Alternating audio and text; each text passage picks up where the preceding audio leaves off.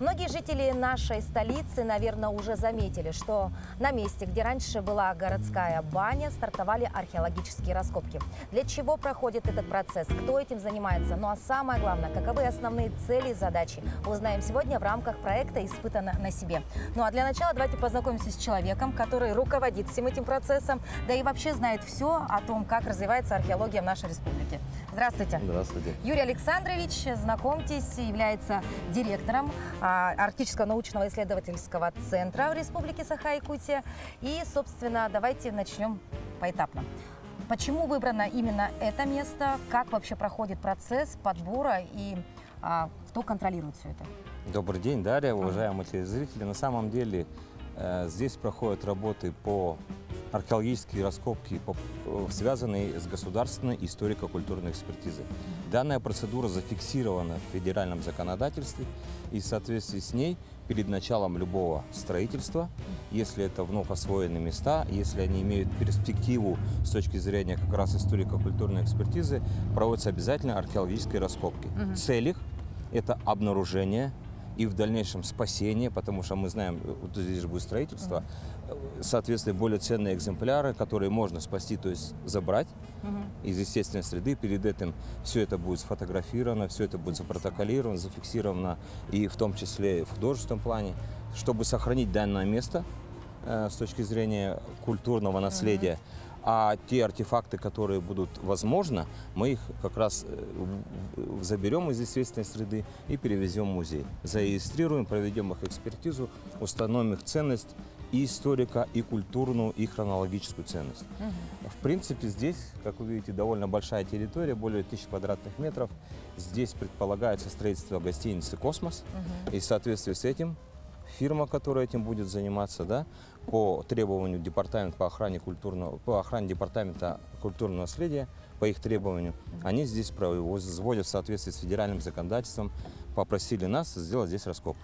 То есть это не просто желание каких-то предпринимателей, да, дабы просто захотел, не захотел, это обязательная процедура? Это обязательная процедура, она давно очень зафиксирована, и на самом деле очень правильный закон, потому что именно так мы можем действительно сохранить нашу память, нашу историю.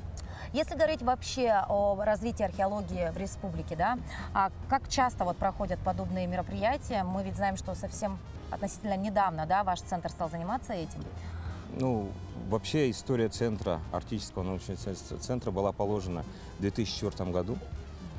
Назывался он Центр арктической археологии и палеоэкологии человека.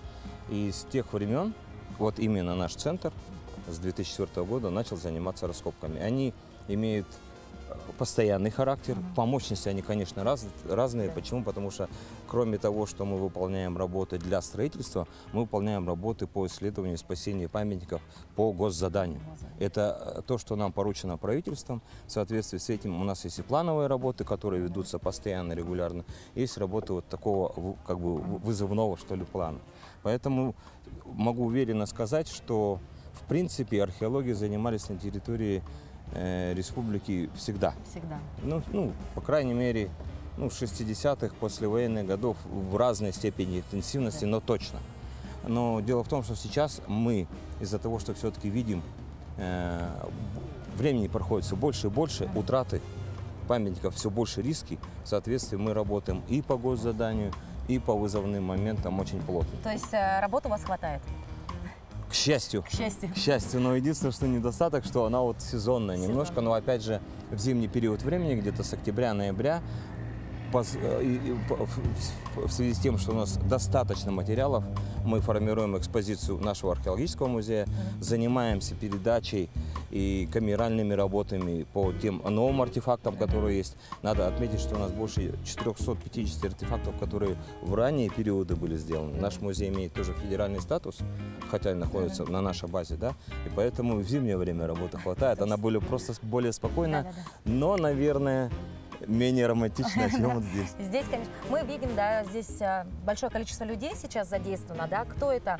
Это уже ребята, которые получают образование, да, либо это просто студенты, либо это наемные работники. Кто в основном задействован? Все 3 вида. По большому счету, в 2018 году мы возобновили деятельность отряда «Деринг», он так и называл, студенческий отряд. И с ними работаем постоянно, круглый год. Когда у ребят есть возможность в зимний период, там, в осенне-зимний период, они нам помогают на камеральных обработках. Просто потому что чаще всего это историки по специальности.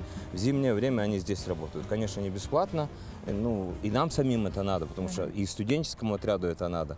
Ну и в принципе это правильное движение, потому что в конце концов самые активные из них, талантливые или те, которые имеют призвание, желание, они попадают уже непосредственно в области, да, профессиональных археологов.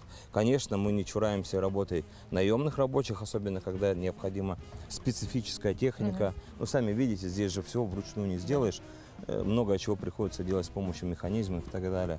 Это еще раз специфика определенная. Ну и в-третьих, конечно, сам коллектив археологов. А вообще охотно ли идет молодежь вот на подобные раскопки? Вообще интересуются ли этим?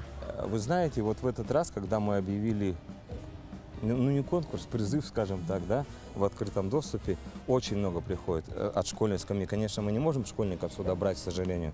Работы специфические, относительно опасные, поэтому, к сожалению, мы вынуждены. Но то, что приходит очень много, это на самом деле, это факт, это факт. То есть в соответствии с этим и наше историческое наследие, значит, не будет утеряно.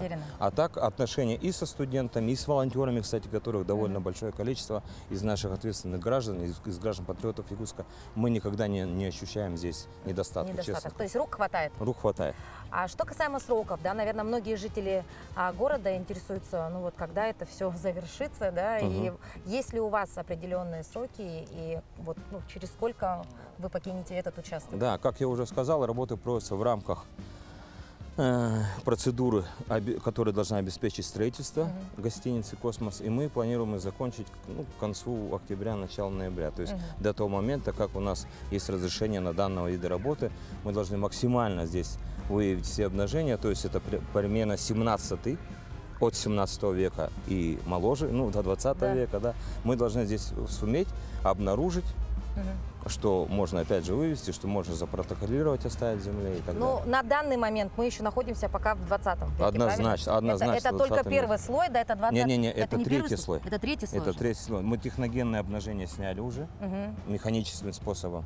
И сейчас уже начинаем как бы погружаться, наверное, к середине 20 века, да. А мы идем до 17 века? Мы идем до 17 века. По крайней мере, мы так запланировали. У нас есть решение Министерства культуры Российской Федерации, потому что это все тоже очень строго оформлено.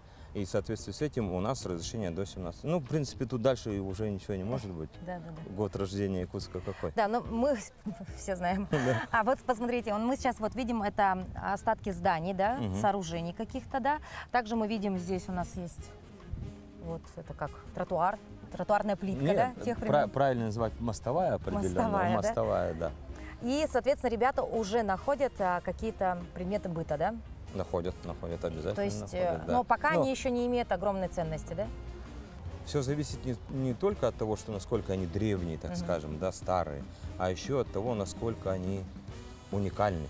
Потому что многие вещи, которые даже 20 века, которые имели распространение на территории Якутии, на территории города Якутска, их не так на самом деле много. И даже, честно говоря, блюдце может быть коллекционное, которое какой-то человек привез там из центральной или из-за границы, да, и оно тоже имеет определенную ценность. Поэтому здесь мы плотно работаем не только ну, по нашему оснащению нашего музея, но вот у нас есть экспозиция музея города Якутска, и мы хотим, чтобы наши граждане, гости столицы посмотрели, что дата 1600 такой-то год, это не просто дата, это история развития людей, которые здесь жили.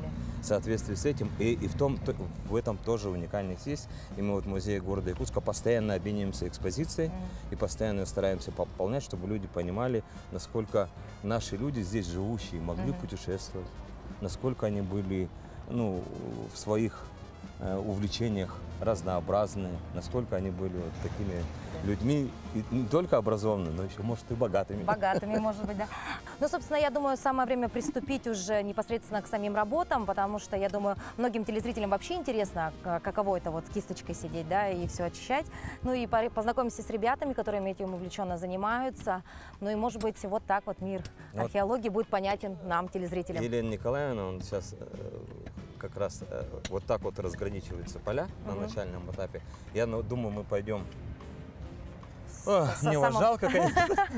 С самого старта пойдем. С самого старта, да. То есть как вы... И в итоге дойдем вот до самого финиша, видите, черный. Вот так, вижу. То есть сегодня придется и физически потрудиться, но мы грязи не боимся, собственно, и поэтому... Сегодня еще не сильно жарко, поэтому относительно повезло. Поэтому начнем. Ну и, конечно, дорогие друзья, мы продолжим вам рассказывать о том, как проходят раскопки. И, конечно же, это все очень длительный процесс, и мы очень надеемся на то, что вторую часть нашей программы мы отснимем уже буквально там через 2-3 недели, и нам будет что показать уже и в то время. То есть вот там будет все интересно. Ну а пока посмотрим, чем занимаются здесь ребята на сегодняшний день.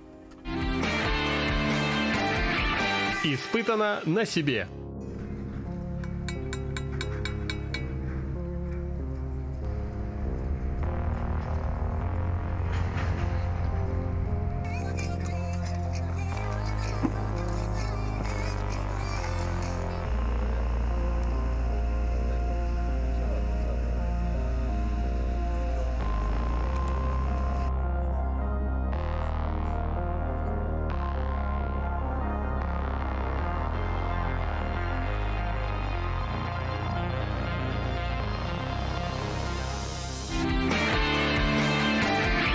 Испытано на себе. Археологические раскопки – это очень трудоемкий и длительный процесс. Но начинается все именно вот с этого. Подробнее об этом нам расскажет Елена Николаевна. Она является научным сотрудником и знает о раскопках все. Елена Николаевна, здравствуйте. Здравствуйте. Ну, конечно, для простого обывателя, да, увидеть яму, в которой очень много людей чем-то занимаются, это, конечно, кажется какой-то невероятным каким-то моментом. Мне кажется, многие даже вот жители, кто проживает вот в этом доме, каждый день с большим интересом наблюдают за тем, что здесь происходит. Вообще, с чего начинается все? Но если говорить о данном конкретном месте, то все началось очень с прозаической истории. Все началось с вывоза техногенного грунта. Отсюда мы вывезли около... более 40 тонных самосвалов технического грунта, техногенного грунта, потому что здесь очень высокий уровень отсыпки был. И песок, песчано-гравийная смесь, потому что здесь была территория достаточно плотно застроена, поэтому, чтобы дойти до культурного слоя, который, собственно говоря, мы и изучаем в настоящее время, нужно было снять вот эти верхние отложения, техногенные, при помощи техники, экскаватора, погрузчика. Но все это нам методика позволяет нам это все делать. Вот. А потом дальше вот с чего мы начинаем. Дальше мы выбираем место раскопа, где у нас будет раскоп. Примерно площадку, значит, делаем. И на ней разбиваем такую сетку, квадратную сетку. Эта сетка разбивается для чего? Для того, чтобы потом, когда пойдут находки или будут проявляться какие-то строительные конструкции, чтобы их можно было в плане более точно привязать к этой сетке, более точно отметить. А далее уже переходите на следующий этап, это уже непосредственно... Непосредственно дальше, потом начинаются непосредственно раскопки. Вот на том раскопе, на втором раскопе, что мы видим, это ребята уже, скажем так, тот раскоп, уже вот этот этап на нем пройден.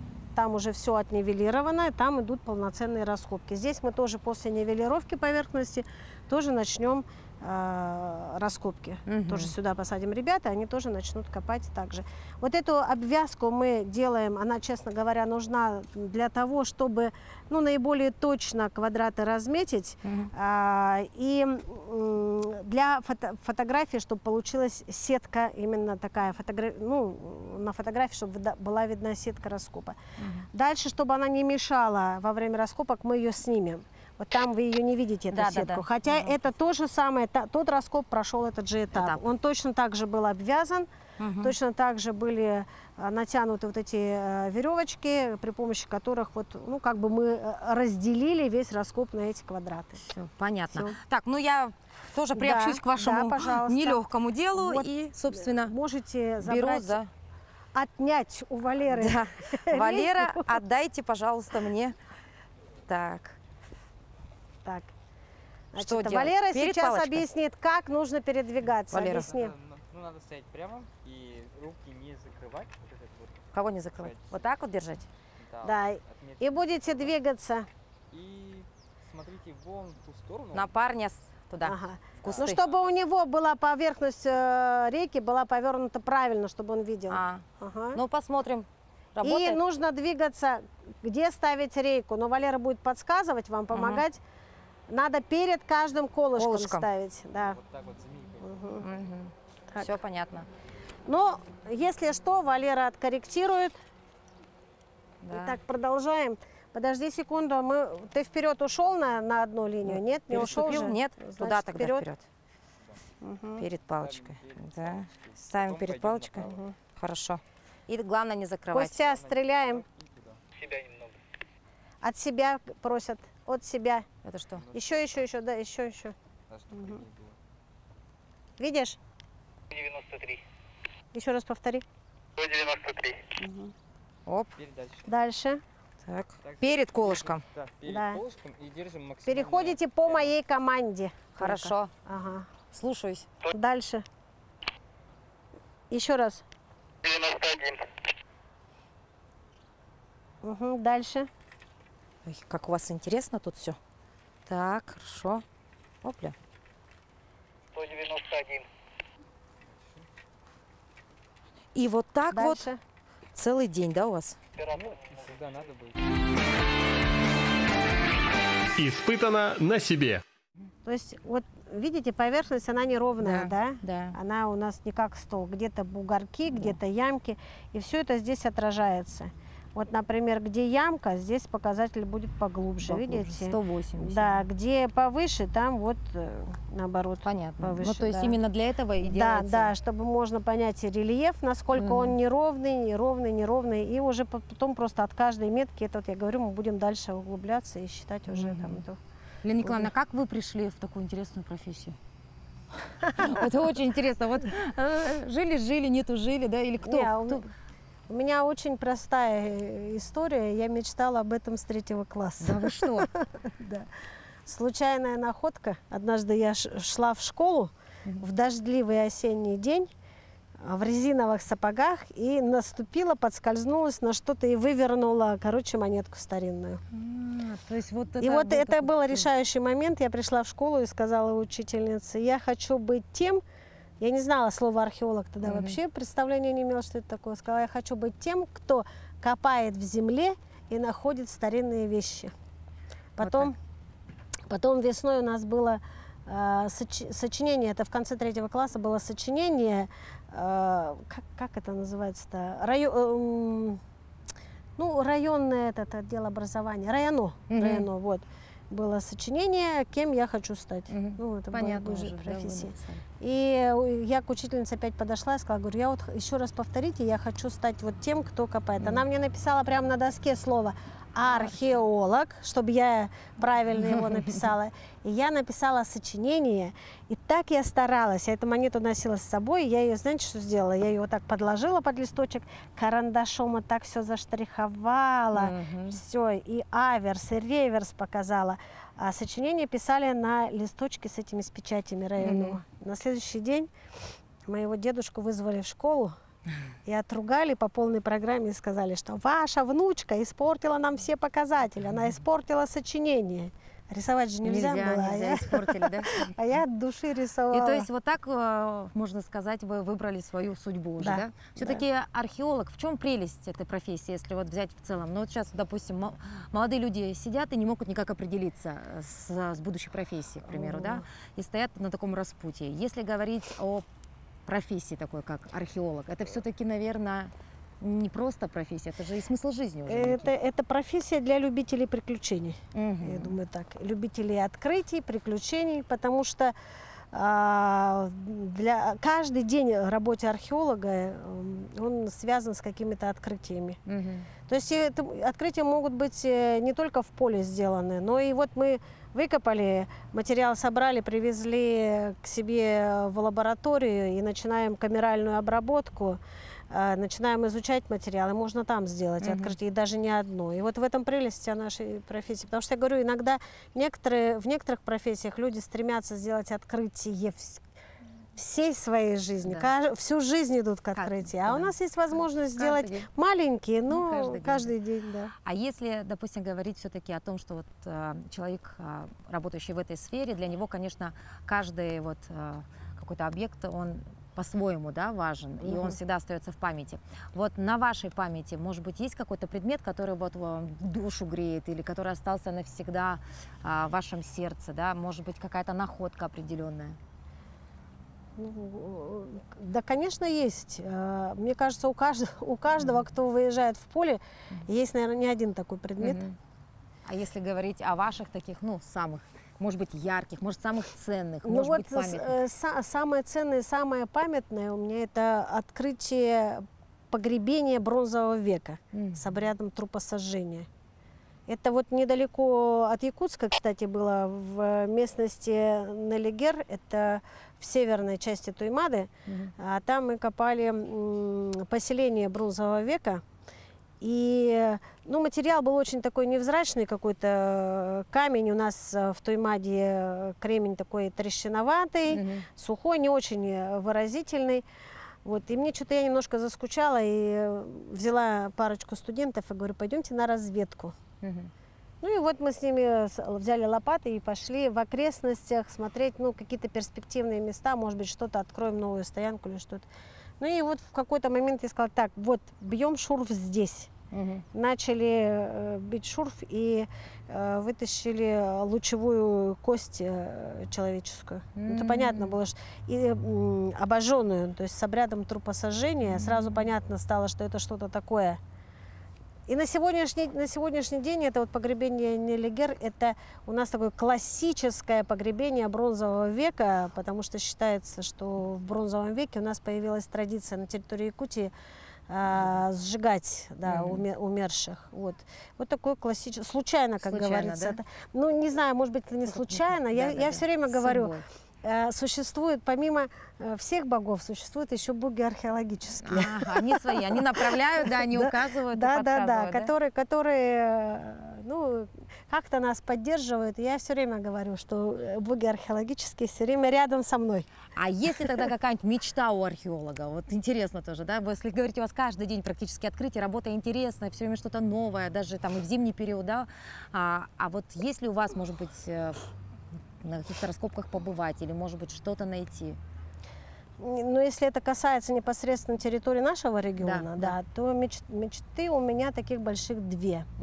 Первое – это найти неолитический могильник, потому что, к сожалению, у нас с этим проблемы серьезные. Если в соседних регионах у нас есть могильники достаточно большие, то вот для Якутии, к сожалению, такие памятники являются редкими. Могильник – это когда в одном месте похоронено, существует несколько этих погребений. Да, у нас в основном это вот как-то единичного типа. И если говорить про территорию города, мне, конечно, хотелось бы, это мечта, наверное, многих археологов, которые как-то связаны с городом, это найти останки первых жителей города Якутска. Вот так вот, да.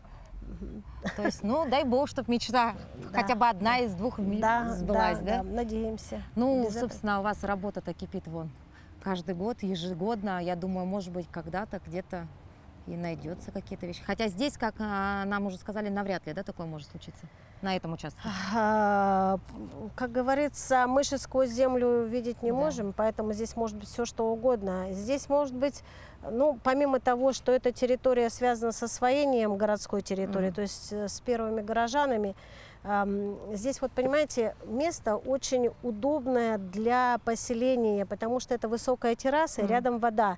Это сейчас Зеленый Луг не затопляется, и, ну, потому что дамбы построили. А раньше ведь во время разлива все время же сюда заходила вода. И поэтому это, ну, место очень комфортное для проживания. Высокая терраса, то есть сухое место достаточно, и рядом вода. Все, что, собственно говоря, человеку нужно для жизни. Поэтому здесь могут быть и материалы более раннего времени, ну, там, я не знаю, раннего железного века, предположим, вполне могут быть. Испытано на себе. Собственно, мы переходим на второй этап, непосредственно уже к самим раскопкам. Ребята работают здесь ежедневно. Ну и пока мы разговаривали с Еленой Николаевной, нам сообщили, что ребята нашли деревянный ковшик. Собственно, вот она, история уже у нас туда, под ногами. Вот находка, Елена Николаевна, как происходит вообще, вот, допустим, изъятие этого? Обычно что мы делаем? Если находка интересная, мы находим ее, да, расчищаем. Ну вот здесь, допустим, на ковшик, да. Мы же не видим рукоятки, значит, продолжаем дальше? Мы пока мы сфотографируем, ну, насколько я вижу, рукоятка у нее обломана. Дальше рукоятки нет. Поэтому мы аккуратно зачищаем. Сейчас вот Валера как раз этим займется. И при помощи фотоаппарата и масштабика мы зафиксируем положение этой находки, ну, на месте раскопа. И потом будем аккуратно его доставать. Так, проблема с сохранением, конечно, существует очень острая, потому что, вот смотрите, мы достанем, видите, он влажный, да? Он уже разваливается. Он сейчас, он уже видно, что он из 3 фрагментов уже здесь состоит, вернее, да? Доставать его будет сложновато. Но это надо куда-то сейчас что-то приспособить, его аккуратно так вытащить, но это можно. А потом его надо, конечно, для того, чтобы дерево сохранило свою текстуру, его нужно пропитывать специальным раствором. Это нужно уже делать в лабораторных условиях. А это имеет ценность? Вот подобный деревянный ковшик? Пока сложно сказать, потому что это надо достать, его надо посмотреть, что это такое. То есть это все вот потом рассматривается, возможно, там может быть какой-то, что может быть на деревянном ковшике? Ничего. Не может быть. Соответственно, как вы определяете? Имеет ли это ценность или нет? Ну, судя по всему, это вещь такая рукодельная, конечно, уже не фабричного производства, поэтому понятно, что это уже имеет какую-то определенную историческую ценность. Поэтому, безусловно, если, например, какие-то металлические детали, которые мы здесь находим, мы их просто-напросто выбрасываем, да, ну, мы их фотофиксируем и потом выбрасываем. Это, по сути, мусор. Это вот предмет мы возьмем, конечно, в коллекцию. Ну, то есть, а мы же все-таки сейчас говорим о том, что это вот что? Это же только верхние слои, правильно? Это верхний горизонт, да, мы здесь копаем. Но здесь, смотрите, мы находимся... Вот это вот что? Вот это вот? Это же это кирпич. Это кирпич, то есть это уже здание, правильно? Это кирпич, но сложно сказать, это, скорее всего, развал кирпичной печи. Да. Потому что здесь кирпичных зданий, вот вроде бы как по плану не было. Здесь стояло деревянные, здесь деревянные конструкции были. И вот слева, справа, вот там стояла городская баня. Здесь свайное поле, были техблок и прачечная. Ну, тогда, в принципе, логично, что возле печи могла находиться ложка, правильно? Ну, вполне. То есть здесь и логику включаем. Да. А вот здесь ребята нашли вот в этих тазиках, это что? Это вот все, что находится в заполнении вот этого грунта, мы собираем все абсолютно, все они складывают, а потом перед тем, как заносить это на план, мы это все сортируем. Сортируем отдельно кости, отдельно стекло, отдельно фарфор, фаянс, металлические изделия, пластиковые изделия. Если они, ну, на наш взгляд, ну, здесь, конечно, может быть, и присутствует некая субъективность. Если это, на наш взгляд, ценно, мы это оставляем и дальше фиксируем, описываем, вносим в полевую опись. А то, что не представляет ценности, мы это просто делаем фотофиксацию и потом выбрасываем. Ну, это потому что поздний материал, совсем поздний. Это Так, ну что, тогда дадим возможность Валерии зафиксировать эту ложечку, да? Ага. Валера, пожалуйста, зафиксируйте.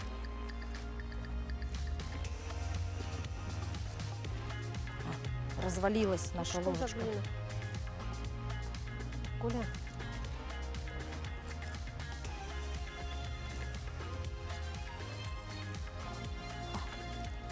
Да, все, ставь. Тут какая-то глина, тоже чем-то отсыпана глина почему-то. Ага.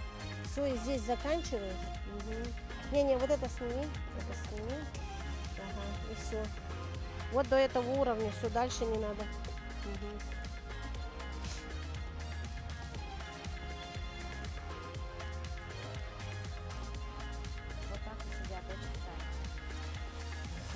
Что часами, днями, неделями. Испытано на себе. Лена Николаевна, вот мы сейчас видим, ребята работают, ну, на таких небольших участках, да, кто-то собирает вот какую-то труху, да, практически, то есть это его, да, задача. Здесь человек работает практически с глиной. И неужели каждый сантиметр этого участка должен быть вот так вот тщательно обследован? Или все-таки вот вы сейчас здесь видите, что здесь ничего нет, вы этот участок уже пропускаете? Ну, во-первых, мы копаем горизонтами. Вот у нас горизонт примерно 10 сантиметров. Вот на эту глубину мы уходим, стараемся уйти по всему участку, по всему раскопу. Сейчас вот мы примерно это все делаем на глазок, потом мы пройдем, еще раз вот вы нивелировали, мы пройдем, посмотрим, где мы не добрали, где мы углубились. Если не добрали, значит подчистим, подснимем побольше тогда, поглубже сделаем. И каждые 10 сантиметров вы будете вот так вот углубляться и все это нивелировать? Вообще, пока вот первый горизонт, я так решила 10 сантиметров, но может быть мы углубим и до 20. Нам позволяет методика, позволяет до 20 сантиметров горизонт копать, это можно. Ну вот тут же все понятно, ну что здесь может быть? Или все равно должен на 10 сантиметров уйти туда? Да, все равно должен. Но у нас должна быть, понимаете, поверхность, приближенная к той дневной поверхности, на которой жили люди вот в то время.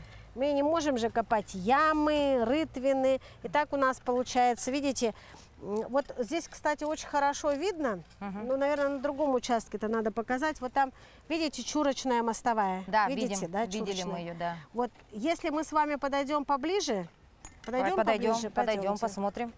Так, как это аккуратненько надо, да, да, здесь? можно так. Наступить на деревяшки нежелательно, да? Нежелательно, не знаю, как это, короче, типа лома что-то такое. Вот Да, смотрите. Да. Смотрим. Вот здесь, так, подожди, а где у нас это было? А, вот оно, вот. Здесь тазики надо убрать. Пока. Вот смотрите, очень хорошо видно. Давайте посмотрим. Ой. Вот здесь, видите, С этой чурочная вымостка вот. стороны. И вот идет чурочная вымостка, но вот еще она не зачищена до конца. А между идут, видите, бетонные шпалы, да, бетонные шпалы. Если туда посмотрим, видите, такая конструкция идет. То есть когда-то здесь вот стоял двор, и был он вымощен вот этой чурочкой, вымощен. Потом в более позднее время здесь построили какую-то более позднюю конструкцию уже с использованием вот таких более современных материалов. То есть прокопали траншею, в траншею опустили бетонные шпалы, сверху на нее положили несколько рядов блоков, шлакоблоков. Сверху здесь была вот эта бетонированная площадка, бетонированная. Но это мы уже сняли ее, поэтому ее нет, этой площадки. То есть получается, вот эта более поздняя конструкция, она прорезала более раннюю конструкцию. Вот прям видно, как разрезала, видите, прокопали, и вот, пожалуйста, и тут, такая вот. Вот это все потом вы убираете, да? Да, это все убираем. Вот это все. То есть мы все будем потихоньку опускаться туда вниз. Да, максимальное вот опущение на сколько метров планируется? Ну, метра полтора. Полтора метра будет. Да, планируем. Ну, надеемся успеть. Здесь в вашей работе главное все успеть, правильно? Да, в нашей работе главное успеть, но главное нам еще и во время работы не натаджичить, как мы говорим. То есть ничего лишнего не снять, не прокинуть. Поэтому... А вот здесь мы видим, вот это что? Это получается, ну это сооружение, это здание, Так, да? во-первых, мы вот Что здесь видим, вот там пни большие, видите, да? Пенечки? Пенечки вот Ага. идут вот так вот, буквы Г как бы, Г, да? да. И вот сюда еще они Да. вот идут поворачиваться.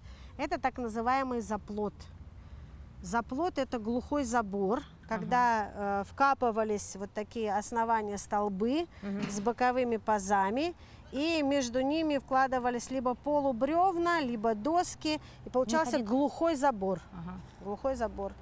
Вот Вот. так. А рядом с ним вот какая-то хозяйственная постройка, и здесь это вот ледник. А, Вот, посмотрите. туда лучше не заходить, Нет, да? ничего страшного. Да. Ледник, он с двумя дверями.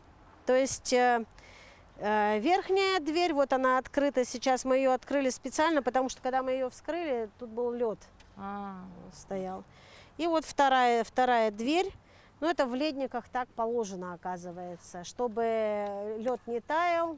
Одна дверь, Одна а сверху вторая, чтобы вот эта воздушная была закупорка Ага. такая. Ага. Итак, после того, как вы вот все это, значит, расчищаете, находите какие-то, да, определенные ценности, да, вы сортируете их. Сортируете тоже здесь прям, да? Да, сортируем прямо здесь. И то, что мы отбираем как ну, ценные находки, мы их заносим на план, фиксируем на плане. Ага. А пойдемте посмотрим. Испытано на себе. Так, мы видим здесь обувь на любой вкус и цвет, да? Обратите внимание. И каблучки. И на любой размер. И на любой размер. И каблучки-то все отдельно вы сохраняете. И стелечки отдельно сохраняете. Но это, опять же, это все мусор, не имеющий никакой ценности.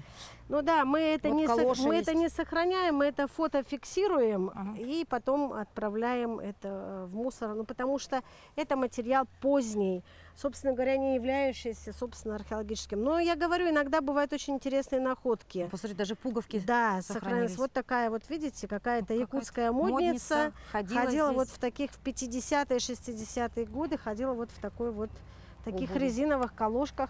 Очень О, интересно. Да. Итак, мы как раз тут подходим к Павлу, который целый день сидит и что-то там фиксирует. Да? Работа тоже не из легких. Да? Ну вот здесь, Павел, у нас существует условное обозначение. Паш, покажи. Нет, сами условные обозначения, при помощи которых мы вот все отмечаем. Такие. Тут Мгм. практически иероглифы, так по мне. Ну, так и есть. То есть вот резина, да, стеклянный пузырек, зубная щетка, то есть пластик, войлок. Да, И этими обозначениями вы фиксируете, Да, вот что происходит на участке, да? Мгм. И вы прям знаете, кто за каждый участок ответственен, Ну да, вот фамилии? сейчас стали записывать, чтобы не было проблем, что когда вопрос возникает по поводу той или иной находки, чтобы понятно было, с кого можно спросить. Это, скажем так, это изобретение этого года. Раньше так не делали. И за всем следит Павел. Да. Ну вот Алина помогает мне делать чертежи тех деревянных строений, остатков деревянных строений, которые вот здесь на раскопе проявляются. Мы видели ее, да, в поле. Она ходит с линейкой, измеряет. Вот у нее, собственно, ее орудие труда, это, я так понимаю, линейка, Да. ластик, карандаш. Да. И вот так вот скрупулезно каждый сантиметр она Да. вырисовывает, да? Ну вот пока это у нее черновик, Мгм. потом это все, вот она все замеряет. Я потом перепроверяла вот вчера, все нормально у нее, все в соответствии с размерами. То есть Да. это те деревянные строения, которые были найдены на всем этом участке, да? Да. Но нет, она начала только вот ту часть Ту пока раскопа, да, фиксировать. А дальше сейчас ребята перейдут в ту сторону, она перейдет сюда, здесь будет фиксировать. Поэтому- Необходимо отметить, что Алина еще является школьницей, то есть Да. это еще и даже не студент, но человек, который хочет поступить на архитектора, Да, и для да. нее это своеобразный такой некий опыт, да, и она стремительно идет к своей цели. Мне кажется, из нее вырастет хороший специалист, если у нее уже такой опыт работы, да? Да. Она может это в копилку, свое портфолио, потом эти планы включить, потому что на творческие специальности там везде требуется портфолио. Вот видите, все-таки есть у нас будущее, да, вот Да. благодаря таким юным заинтересованным людям. Школьница лето не проводит где-нибудь за гаджетами, а сидит и вот так вырисовывает каждый сантиметр за сантиметром. Просто молодец. Удачи тебе. Испытано на себе. Вот те материалы, которые обнаруживаются в процессе раскопа и потом фиксируются на планах, они потом поступают вот сюда, где у нас девочки занимаются камеральной обработкой. Камеральная обработка – это что в себя включает? Она включает в себя, во-первых, помывку материала, потому что мы достаем из грунта, он, конечно, очень грязный, этот материал. Вот. Потом они материал шифруют. То есть помыли, зашифровали, это что Потом значит? вот смотрите. Ага. Вот. Давай сюда. А вот на камеру покажем? Ага. Вот, то есть поставили определенные какие-то Да, метки, у каждой находки есть свой шифр. То есть здесь мы отмечаем, где была обнаружена эта находка, где она сделана. Вот Чернышевского, 23-й год, раскоп 1, горизонт 1 и квадрат R9. Вот посмотрите, вот такие маленькие кусочки фарфора, все сохраняется, все фиксируется, все моется. Ну и вот так хранится потом сколько? Ну как, в фондохранилище так и хранится до конца.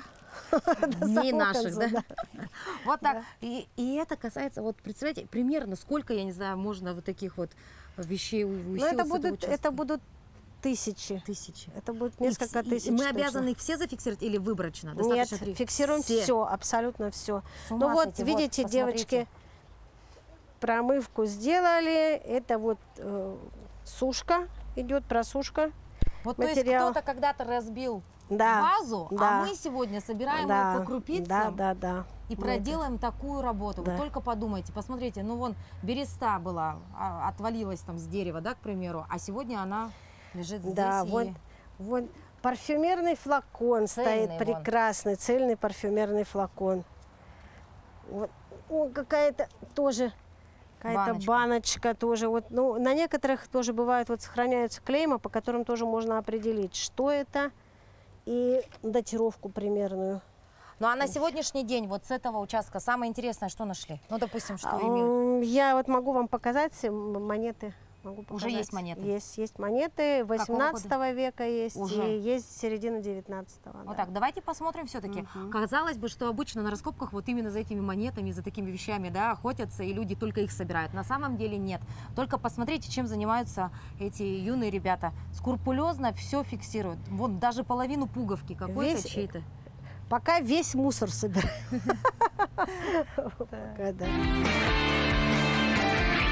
Испытано на себе.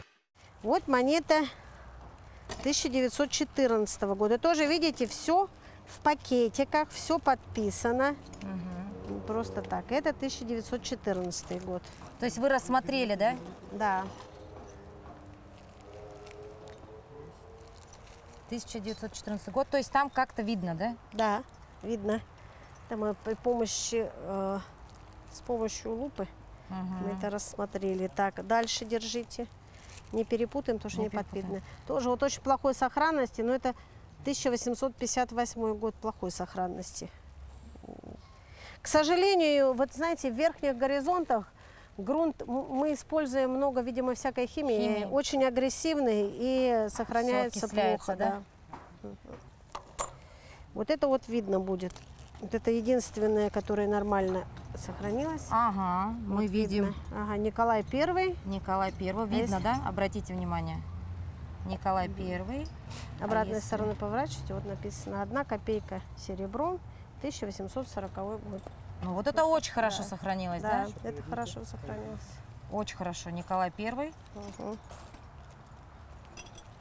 1840 год. Вы представляете, сколько лет этой монете? И вот здесь лежала у нас, грубо говоря, под ногами. Да, под ногами. Ну, я все время говорю, мы ходим по таким ценностям, которые даже вот представить не можем.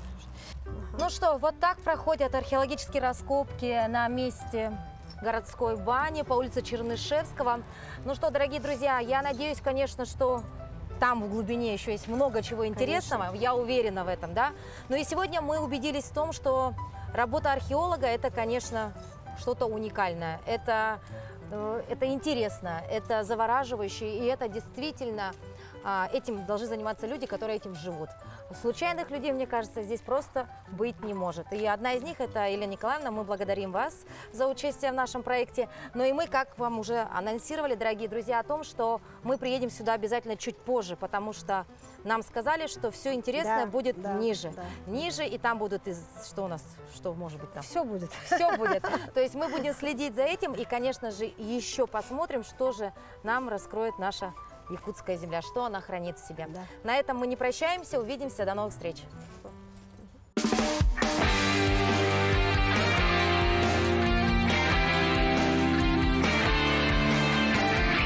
Испытано на себе.